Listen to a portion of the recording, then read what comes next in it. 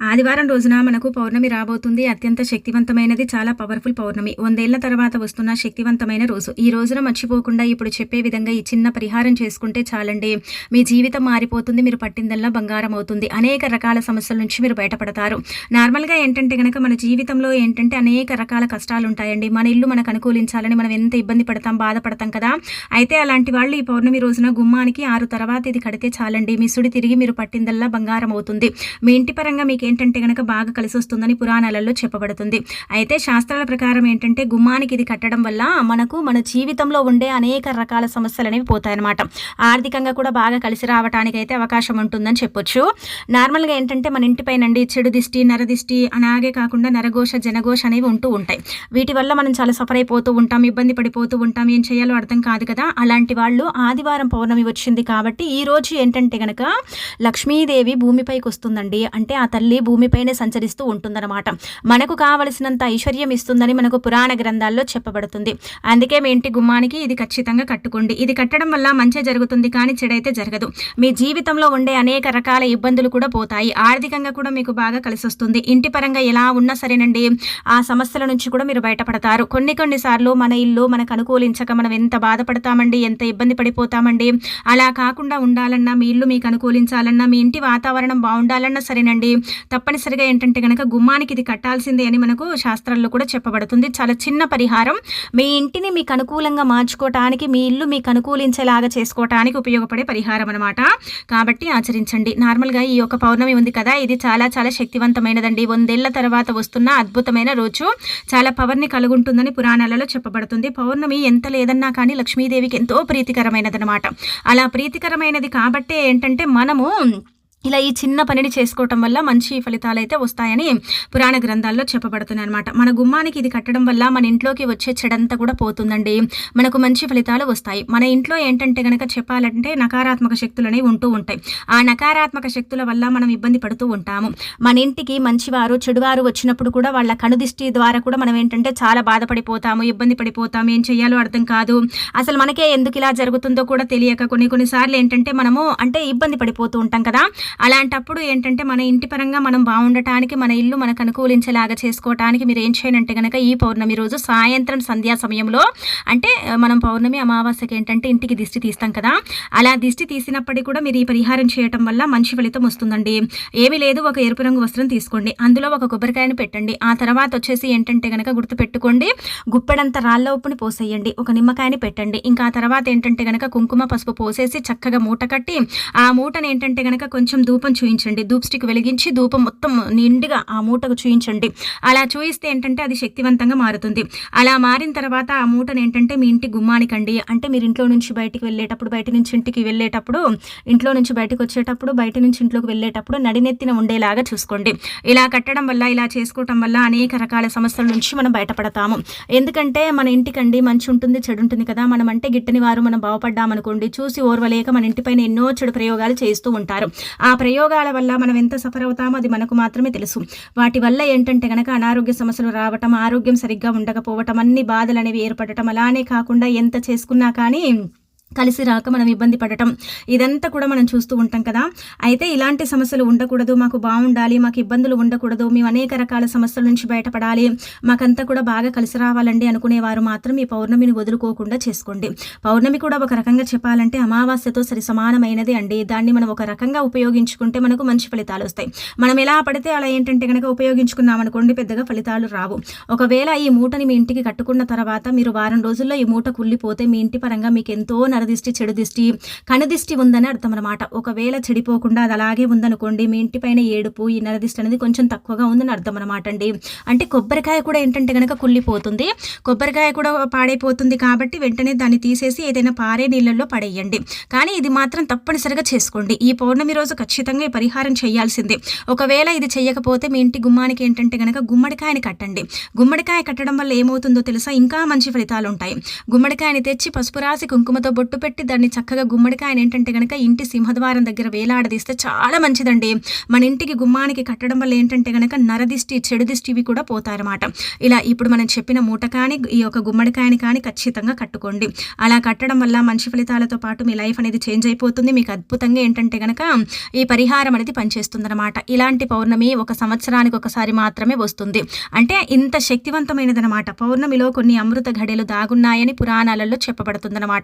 మరి ఆ అమృత ఘడియల వల్ల ఏంటంటే మనకు మంచి జరగాలన్నా, మంచి ఫలితాలు రావాలన్నా, మన జీవితం మారిపోయి మనం పట్టిందల్లా బంగారం కావాలన్నా సరేనండి, ఖచ్చితంగా ఏంటంటే గనక ఈ పరిహారం చేసేసుకుంటే సరిపోతుంది. మన ఇంటి పరంగా మనకు బాగుంటుంది. ఇది 6 గంటల సమయంలో చేయండి. ఎందుకంటే ఆ సమయం చాలా చాలా పవర్ఫుల్. ఆ సమయంలో ఏంటంటే గనక ఆ తల్లి భూమిపైనే సంచరిస్తూ ఉంటుంది, భక్తులకు దర్శనమిస్తూ ఉంటుందన్నమాట. అందుకే ఆ సమయాలలో గనక చేసుకుంటే మంచి ఫలితాలు ఉంటాయని పురాణాలలో చెప్పబడుతుందండి. ఇక ఆ తర్వాత ఏంటంటే ఈరోజు మనకు పౌర్ణమి కదా, అయితే ఈ పౌర్ణమి రోజు మీకు అంటే మానవులు ఎప్పుడు కూడా ఏంటంటే బాధపడేది దిష్టి వల్లనే కదండి. మనం బాగా సంపాదించుకున్న మనకు దిష్టి తాకుతుంది, మనం ఏం చేయకపోయినా దిష్టి తాకుతుంది. కొన్ని సార్లు ఏంటంటే మనకు చాలా ఇబ్బందులు వస్తూ ఉంటాయి, బాధలు వస్తూ ఉంటాయి, ఏం చేయాలో అర్థం కాదు కదా. అలాంటి వాళ్ళు ఏంటంటే నరదిష్టి, చెడు దిష్టి పోవటానికి కాలికి నల్లదారం కట్టుకోండి. కాలికి నల్లదారం కడితే దిష్టి అనేది తాకదు. దిష్టి అనేది ఏంటంటే మన నుంచి దూరం అయిపోతుంది. దిష్టి దోషాల నుంచి మనం బయటపడతాము. దిష్టి అనేది లేకుండా చేసుకోవటానికి నల్లదారం అనేది చక్కగా పనిచేస్తుంది. కాబట్టి ఖచ్చితంగా అండి మీ కాలికి ఏంటంటే నల్లదారం అనేది కట్టుకోండి. నలుపు తాడంటాం కదా, నల్ల ముడతాలంటాం, నలుపు తాడంటాం కదా, అదైతే తెచ్చుకొని ఏంటంటే చక్కగా కట్టేసుకోండి. ఈ నరదిష్టి నుంచి విముక్తి కలిగించుకోండి. లేదంటే గనక నరదిష్టితో చాలా ఇబ్బంది పడతారు. మనము ఒట్టి అప్పుడు కట్టుకుంటాం కదండి నార్మల్ తిథుల్లో, అలా కాకుండా ఈ రోజు ఉంటుంది కదా తిథి, ఇది మనకు ఆదివారం పౌర్ణమి కాబట్టి ఈ రోజున ఈ యొక్క తాడుని మన కాలుకి కట్టుకోవడం వల్ల అండి మనకు మంచి ఫలితాలు వస్తాయన్నమాట. నరదిష్టి ఏంటంటే ఆమడు దూరంలో ఆ తాడుని చూసి వెళ్ళిపోతుంది. ఆ నల్ల తాడు ఏంటంటే గనక నలుపు రాయిని సైతం పగలగొడుతుంది.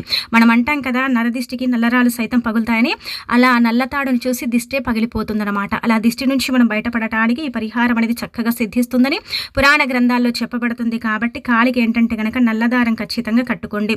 పౌర్ణమి రోజున మనము మానవులం కూడా అండి, అంటే మనం ఎవరైనా సరే మీ పిల్లలు కావచ్చు, మీరు కావచ్చు, ఏంటంటే గల్లులుప్పుతో దిష్టి తీసుకోండి. అలా దిష్టి తీసుకోవటం వల్ల కూడా దిష్టి పోవటానికి అవకాశం అనేది ఉంటుంది. దిష్టి దోషాల నుంచి మీరు బయటపడే అవకాశం ఉంటుంది.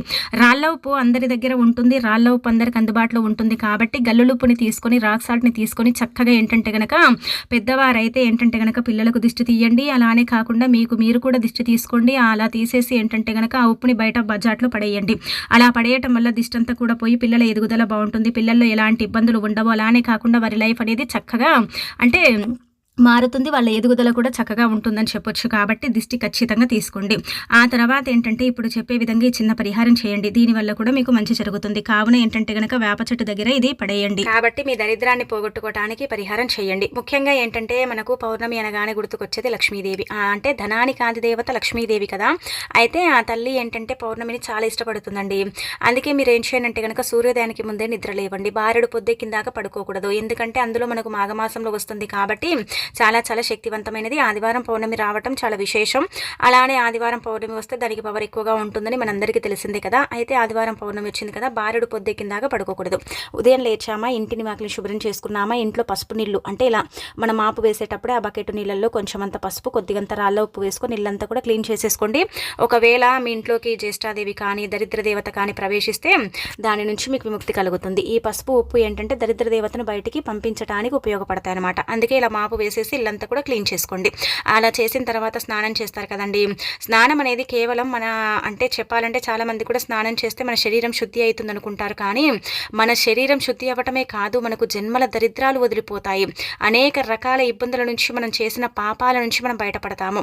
మనం తెలిసి తెలియక చేసిన తప్పుల నుంచి కూడా మనకు ప్రాయశ్చిత్తం లభించేలాగా చేయటానికి ఈ స్నానమే ఉపయోగపడుతుందని పురాణ గ్రంథాల్లో చెప్పబడుతుంది. కాబట్టి పౌర్ణమి రోజున స్నానం చేసేటప్పుడు చిటికెడంత పసుపుని నీళ్ళల్లో కలుపుకొని స్నానం చేయండి. లేదంటే నెగిటివ్ ఎనర్జీ ఒకవేళ ఎక్కువగా ఉంటే రాళ్ళ ఉప్పు అంటే ఉప్పు రాళ్ళు, కల్లుప్పు అంటాం కదా, దొడ్డుప్పు, రాక్ సాల్ట్, అదేంటంటే కొద్దిగంత నీళ్ళల్లో వేసుకొని స్నానం చేయండి. అలా కూడా మంచి జరుగుతుంది. అలా స్నాన కార్యక్రమాలు చేసిన తర్వాత ఉతికిన వస్త్రాలు ధరించండి. నల్లటి వస్త్రాలు ధరించకూడదు. పౌర్ణమి రోజు ఎరుపు ధరిస్తే అదృష్టం. అందులో ఆదివారం కూడా ఉంది కాబట్టి మాఘమాసం కావున మీరేంటంటే గనక సూర్య నమస్కారం చేయటం, సూర్యుడికి నీళ్లను ఆర్ఘ్యం ఇవ్వటం, అలానే కాకుండా ఏంటంటే గనక ఓం సూర్యాయ నమః అనే మంత్రాన్ని చదవటం, ఇలాంటివి చేస్తే చాలా మంచిది. మీ జాతకంలో సూర్యబలం తక్కువగా ఉన్నా, బలహీనంగా ఉన్నా బలపడుతుంది. అలానే ఇంకా ఇలా చేసుకున్న తర్వాత ఇంట్లో పూజ కార్యక్రమం కార్యక్రమాలండి. ఆడంబరంగా చేయమని చెప్పట్లేదు. ఉన్న దాంట్లో ఏదో ఒకటి అంటే మనము కేవలం చూడండి ఈ రోజున మనం ఆవునేతితో దీపం పెట్టుకుంటే అద్భుతమైన ఫలితాలు వస్తాయి. మనము ఈ ఒక్క రోజునే దృష్టిలో పెట్టుకొని చేయకండి, నెలంతా కూడా దృష్టిలో పెట్టుకొని చేయండి. ఫిబ్రవరి 1 పౌర్ణమి వచ్చింది కాబట్టి ఇంట్లో లక్ష్మీదేవిని పూజిస్తే నెలంతా కూడా ఆ తల్లి ఏదో ఒక రూపంలో ధనాన్ని ఇస్తుంది, ఐశ్వర్యాన్ని ఇస్తుంది, సంతోషంగా ఉండేలాగా చేస్తుందన్నమాట. అందుకే మీరు దీపారాధన చేసుకోండి. నార్మల్గా కూడా దీపం పెట్టొచ్చు. పెట్టిన తర్వాత కొబ్బరికాయ కొట్టండి, ఖచ్చితంగా కొబ్బరికాయ కొట్టండి. మీ దగ్గర ఉండే పుష్పాలతో అలంకరించుకొని లక్ష్మీదేవి చిత్రపటాన్ని క్లీన్ చేసుకుని దీపారాధన చేసి కొబ్బరికాయ కొట్టి 2 అరటి పళ్ళను నైవేద్యంగా పెట్టి అంటే పాలంటే ఆ తల్లికి ఇష్టం కాబట్టి ఒక గ్లాసులో పాలు పోసి అమ్మవారికి నివేదన చేసేయండి. ఇంతకు మించి మీరు ఆడంబరంగా ఏం చేయకండి. అలా చేసేసి అమ్మవారికి నమస్కారం చేసుకోండి. నెలంతా కూడా బాగుండాలనేసి ఏంటంటే కనుక ఆ తల్లిని ఇంకా పూజించండి, సరిపోతుందన్నమాట. చూడండి ఈ నెలంతా కూడా మీకు ఎలా ఉంటుంది, ఎలాంటి ఫలితాలు వస్తాయి, ఎలానే కాకుండా ఎలాంటి ఫలితాలను మీరు మీ కళ్ళతో చూస్తారు అనేదంతా కూడా మీకు తెలిసిపోతుంది, అర్థమైపోతుంది. చాలా చాలా అద్భుతంగా మీకు యోగిస్తుందండి. ఇంకా ఇందులో ఎలాంటి సందేహాలు అయితే ఉండవన్నమాట.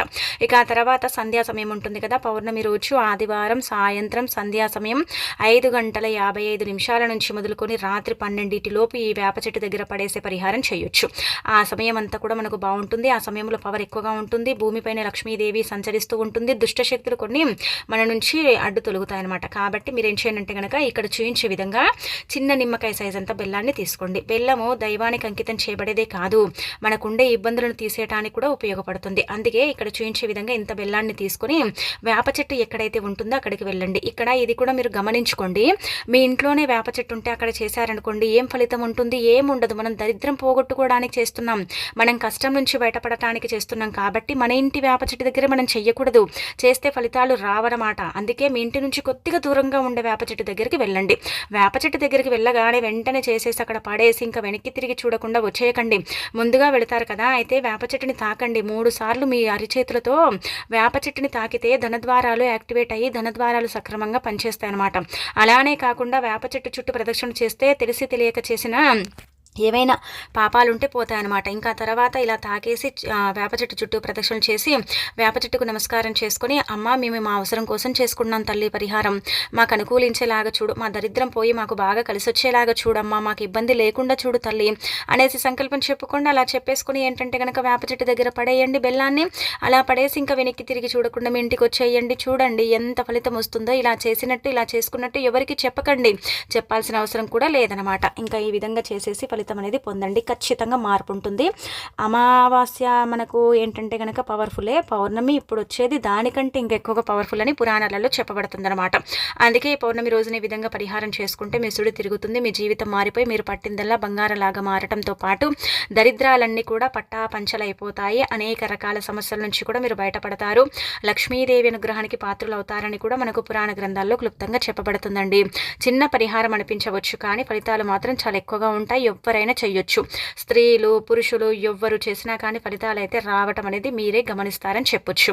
ఆ తర్వాత ఈ రోజున మర్చిపోకుండా ఇది తినండి. ఇది ఖచ్చితంగా తినాలి. ఇది తింటేనే మంచిది. ఇది తినటం వల్ల జాతక దోషాలు పోతాయి, గ్రహాలు మనకు అనుకూలిస్తాయి అన్నమాట. గ్రహస్థితి అనేది మెరుగుపడుతుంది. కాబట్టి పెరుగు ఉంటుంది కదా, పెరుగు లక్ష్మీ కారకం అంటారు. కాబట్టి పెరుగుని మీరు ఎంతైతే తినగలుగుతారో అంత పెరుగు తీసుకోండి. ఈ నల్లుప్పు ఉంటుంది కదండి, బ్లాక్ సాల్ట్ అంటామో అది తీసుకోండి, చిటికెడు కంటే ఎక్కువగా. అంటే ఇప్పుడు పెరుగులో ఉప్పు జీలకర్ర పొడి అలానే కాకుండా మనం పెరుగులో కలుపుకొని తినాలి. ఇది ఎందుకు తినాలండి అంటే కనుక గుర్తుపెట్టుకోండి, జాతక సమస్యలు.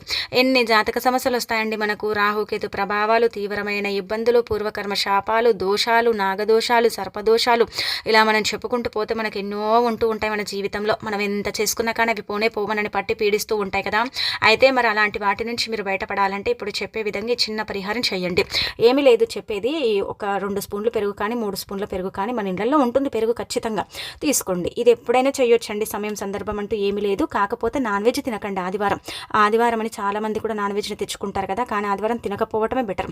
అలా నాన్ వెజ్ తినకుండా మీరు పూజ చేసిన వెంటనే లేదంటే కనుక మధ్యాహ్నం కావచ్చు ఎప్పుడైనా సరే మీరు ఏంటంటే ఒక 2 స్పూన్ల పెరుగు కానీ 3 స్పూన్ల పెరుగు కానీ తీసుకొని ఒక అర చెంచా జీలకర్ర పౌడరు, అర చెంచా ఏంటంటే కనుక ఈ బ్లాక్ సాల్ట్ అంటాం కదా, ఇలా బ్లాక్ సాల్ట్ ఏంటంటే కనుక పోసేయండి. అంటే ఆ పెరుగులో కలపండి. కలిపేసి చక్కగా అమ్మ మాకు జాతక దోషాలు జాతక సమస్యలు ఉన్నాయి, అవన్నీ కూడా పోవాలి, ఆర్థికంగా మాకు బాగా కలిసి రావాలి, ఇబ్బందులు ఉండకూడదని చెప్పుకొని తినేయండి. ఇంకా వెంటనే తినేయండి. ఇంకా ఇందులో ఎలాంటి సందేహాలు ఏం పెట్టుకోకండి. ఇవి మనకు మంచి మేలు చేస్తాయి.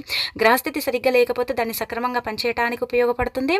అలానే కాకుండా స్థితిగతులు కొన్నిసార్లు కొన్నిసార్లు మనకు అనుకూలించవన్నమాట. ఎలా అంటే గనక ఏదైనా పని చేస్తే ఆ పని ఆగిపోతుంది. ఆ పని వల్ల ఎలాంటి లాభాలు ఉండవు. ఆ పని వల్ల ఇబ్బందులు కలుగుతూ ఉంటాయి. బాధలు వస్తూ ఉంటాయి కదా! అలాంటి వాటి నుంచి కూడా మనం బయటపడటానికి ఈ పెరుగనేది ఒక అంటే ఇవన్నీ కూడా ఉన్నాయి కదా! ఇవి గ్రహాలకు అంకితం చేయబడతాయని అర్థం అనమాట. వీటిని తినటం వల్ల గ్రహస్థితి బావుంటుంది. జాతక దోషాలు కూడా పోయే అవకాశాలుంటాయని పురాణాలలో చెప్పబడుతుంది కాబట్టి ప్రయత్నించుకోండి.